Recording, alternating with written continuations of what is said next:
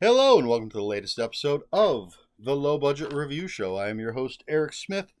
Today, I'm talking about The Night House by Jo Nesbo, and let's see, translated from the Norwegian by Neil Smith.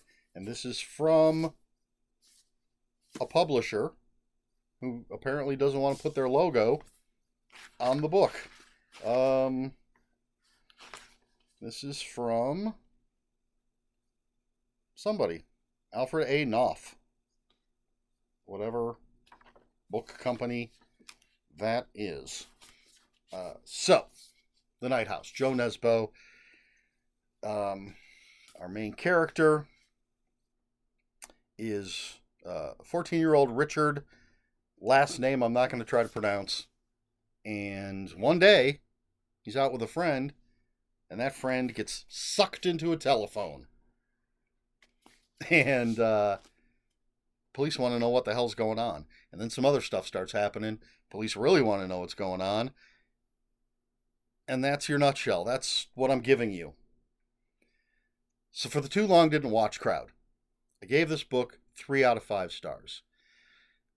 You can't do halves on Goodreads, so probably 3.5 is closer. But three out of 5 stars. I liked this book, and the reason it's only 3.5 is because I can't decide how much I like this book. It's weird, and this is going to be a difficult book for me to review. This is part of a book bundle where I'm reading 5 books translated into English. This is the third one. Jo Nesbo, one of the best-selling crime authors, apparently, of all time. Jo Nesbo is a #1 New York Times best-selling author whose books have sold 55 million copies worldwide and have been translated into 50 languages. Best known for creating Harry Hole. I don't know if that's how you pronounce the guy's name. One of those books was made into the movie The Snowman. We won't get into all that craziness.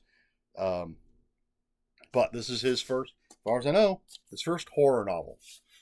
It's well written. I can't complain about the writing at all.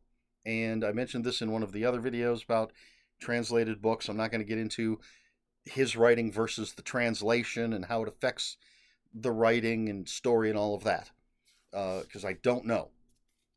So all I can say is the writing is great. The character of Richard, right off the bat, is a little 14-year-old dick. But I had faith from the beginning that he would hopefully have some sort of redemption arc, and not be a dick through the entire story. Not that there's anything wrong with that, but I prefer, unless you're like a straight up bad guy, you're the villain of the story. I'm hoping you're not a dick the entire time, but it's not a deal breaker. So that's not part of the 3.5 stars. But yeah, so we meet Richard and his friend. Richard, right off the bat, is a dick. It's appropriate, I guess. His name is Richard. And, it tells us on the front cover copy, so it's not a spoiler, that his friend, and it's only a few pages in, his friend gets sucked up into a telephone. They go to this payphone, make a prank call. His friend is holding the receiver, and it just sucks him right in. Disappears. Cops want to know what's going on. Of course, they're not going to believe Richard when he says this kid was sucked up into a telephone. Some other things happen. We're introduced to more characters. We're getting some more backstory. And Richard is the one telling the story. Take that for what it's worth. So he's the one building the world, building these characters. We meet some of his classmates and the pecking order in the school. Richard has come from the city to this smaller town. And he's a bit of a bully. He's a bit of a definitely pretentious. The city is better than the small town. These are a bunch of small town hicks kind of thing going on. There is one girl in school who's like sort of a shining star, smartest person in the school, beautiful, but for some reason she hangs out with Richard. And I do like, he says that he and some of these other people that he's friends with are part of the pariah class, but someone had mispronounced it piranha, and so for the rest of any time it's mentioned later, he talks about being piranhas and part of the piranha class. I thought that was fun. So we've got this sort of this supernatural horror mystery going on with Richard. What happened to his friend in the telephone? Other weird things are going to happen with other characters. What's going on? We don't know. I think it shows that Jo Nesbo is a mystery writer, generally a thriller and mystery writer, because there was a long, long time where we have no idea what's going on, and we're getting little clues. And there's Richard and his friend is investigating. Not the friend that was eaten by the phone. That guy's gone. But then, how do I do this without any spoilers? The book is broken up into 3 parts. Each part is different. I don't know what else to say because I don't want to give anything away. And because of the differences in the parts, I can't decide. I can't come down, like my gauge is just bouncing back and forth. It could be, as I said, I've settled it. I have sort of taken that average of 3.5. I don't think it would be any lower than 3. It's well written. I like the characters. I like what's going on. 3 is definite.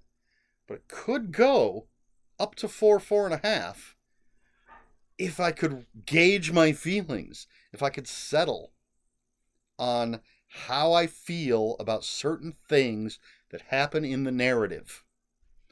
There are things that happen in the narrative that I think are going to really piss people off. There are things, those same things, might not bother some people. I can't decide. It doesn't piss me off. I'm not like completely pissed off by it. I just can't decide how it makes me feel. Aside from not being pissed off. Am I annoyed by it? Maybe, but maybe not. I don't know. It's so difficult. I want people to read this book, or people who have read this book, to jump down in the comments. Let's talk about it.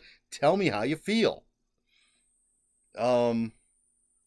Yeah, I really can't say any more about it because I don't want to spoil anything, as always. Don't want to spoil anything. So I think it's well written. I think the characters are interesting. I like some of the things that it does, but I don't know how I feel about some of the other things that it does. And I've never read Jo Nesbo before. I don't know how his mysteries or thrillers go or anything else. I do love that cover. Goes back to some old school look. So yeah, 3.5 out of 5 stars for The Night House by Jo Nesbo. It was a quick read. It's short. It's less than 300 pages. Oh yeah, it's closer to 250. Well, as a matter of fact, 245. So I don't think it's definitely not a waste of time, and I think generally the general populace of people who watch this show, if you pick it up and read it, I don't think I'm giving you bad advice saying pick it up and read it, except for that whole it's gonna be divisive. But I've shared my thoughts on it. You're gonna have to make your own decisions. We're grown-ups here. The Night House, Jo Nesbo, 3.5 stars. All right, recommendations. I can't think of anything, especially because any recommendation I make based on this, I think would give away things. So, question: Question for the video: what do you think about ratings? I know a lot of reviewers that I watch don't like giving like a star rating. The main reason I do it is because I log everything on Goodreads and I give it the star rating on Goodreads, and I base it. I've talked about this before. Base it on what it says if you hover over that star with your cursor. 1 star, didn't like it. 2 stars, it was okay. 3 stars, I liked it. 4 stars, I really liked it. 5 stars, I loved it. That's the basis I'm using when I'm choosing the star ratings. But I know a lot of reviewers are tired of the star ratings. They just want to talk about what they liked or didn't like about the book, whether or not they were going to recommend it. What are your thoughts on the whole rating system? And do you care? Do you look at the rating or listen to what people have to say about it? Or do you not care about any of that at all? Like for me, if I'm watching game reviews, movie reviews, and book reviews, but most books, I've already kind of made up my mind whether I want to read it or not. But sometimes, a book pops up that I haven't heard about. But when I'm looking at reviews, it's for, I want to know what it is, not what the reviewer thinks about it. With very few exceptions. There are a few book reviewers who I admire, trust, I'm friends with, and I do trust their opinion if they say this is a fantastic book. And I know where our opinions differ. So if they say it's a fantastic book for these reasons, I'm pretty sure I'm like, all right, I trust them that this is a great book. Or I can say, oh, well, I know they love that type of book. It's not in my wheelhouse. So maybe, that's a maybe.